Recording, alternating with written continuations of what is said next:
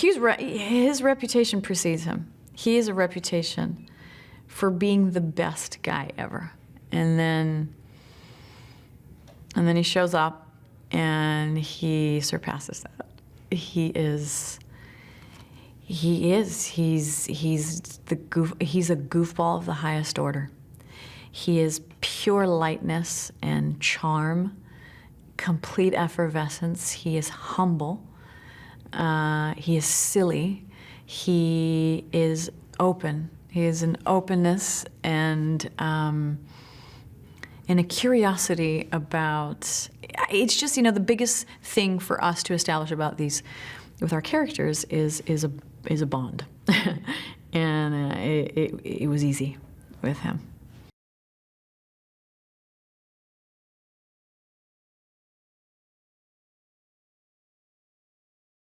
Lee Hart for Gary was the rock amidst the storm, and has been for over 50 years to this day. And you know, I suppose what attracted me to playing Lee, I think what I'm curious about is her unbending love. I think I'm always curious about how women define and execute love. You know, I'm also fascinated with how different women's thresholds for pain can be.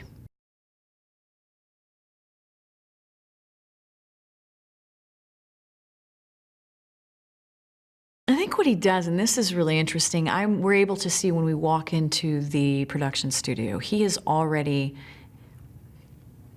premeditated the shots. He hires placement actors before the shoot and actually places them in the scene, goes to real life location, he places them in the scene and then photographs the images in advance. So you can actually go and see the film and the pictures in order of how he already envisions. He's really precise, and you just have to trust it. And I've just come back from a film where we were doing 50 camera takes per camera setup.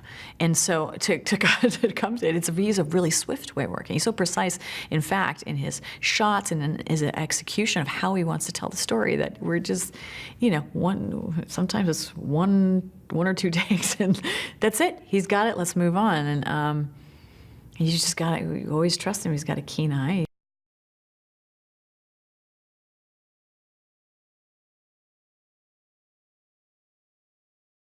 Jason wanted a lot of turbulence, and that he encouraged us in the form of improvisation.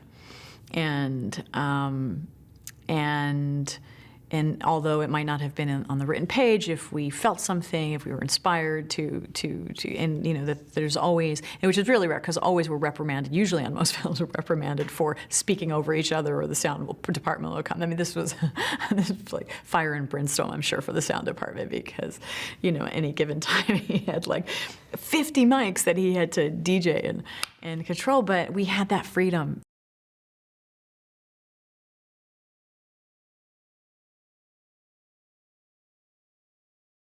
The film asks a lot of, I think, a lot of interesting questions about, you know, what is that, you know, is there a line, you know, what is that line that what line should the reporters cross in covering politicians' personal lives? You know, should flawed human beings be able to serve our country, and what you know, what level of flaw is acceptable? You